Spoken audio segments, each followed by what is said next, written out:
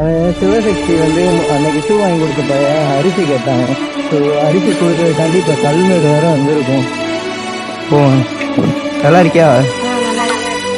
நல்லா இருக்கீங்களாப்பா? இந்த இதில் அரிசியும் பருப்பு இருக்குமா?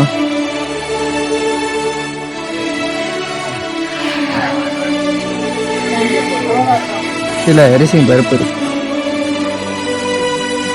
கட் ஆயிடுச்சா? ஸ்கூலுக்கு போயிட்டு வந்துட்டியா?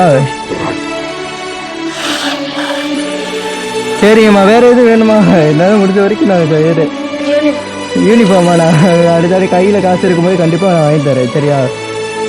சரிப்பா, சரி ஒழுங்கா படி. இங்கே இருந்து காலவாசல்ல இருந்து வரேன். அவன் கேட்டான், முந்தா நேற்று கால் பண்ணி சொன்னான் அரிசி இல்லைண்ணா அப்படி சொன்னானா. நான் யோசிச்சுட்டு அப்புறம் இன்னொரு அண்ணன் எனக்கு தெரிஞ்சவங்க ஒருத்தண்ணே, அந்த அண்ணன் தான் உதவி பண்ணாங்க. இந்த அரிசி கொடுத்து விட்டாங்க. போய் தம்பி கொடு தம்பி அப்படி சொன்னோட தான் நான் கொண்டு வந்தேன். சரியா பாத்தரியா? உங்க வீடு இங்க இருக்கு? டென்ட் போட்டு தான் இருக்கீங்களா? சொந்த வீடு இங்க கிடையாதா?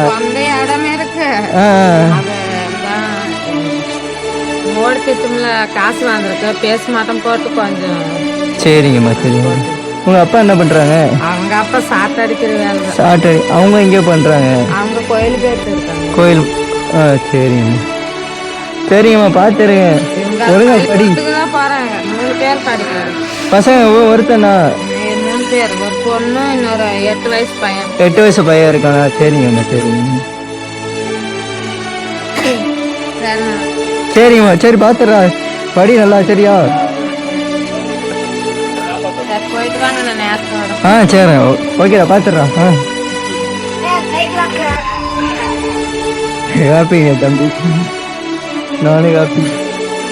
அவன் அன்னைக்கே கேட்டாங்க, என்னால் ஒரு நேற்று ஊருக்கு போயிட்டேன். ஸோ இன்னைக்கு வந்து கொடுத்துட்டு போவோன்னு கொடுத்தாங்க.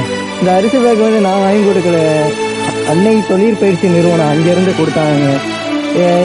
எப்படி தெரியும்னா புகழேந்தி அண்ணா, அவங்களுக்கு ரொம்ப நன்றி. அவங்கள்ட்ட கேட்டேன், தம்பி வந்து வாங்கிட்டு போவாங்கன்னு சொன்னாங்க. அங்கே இருந்த ஒரு மேடம், அவங்களும் நல்லா ரெஸ்பான்ஸ் பண்ணாங்க, அன்னை தொழிற்பயிற்சி நிறுவனம்.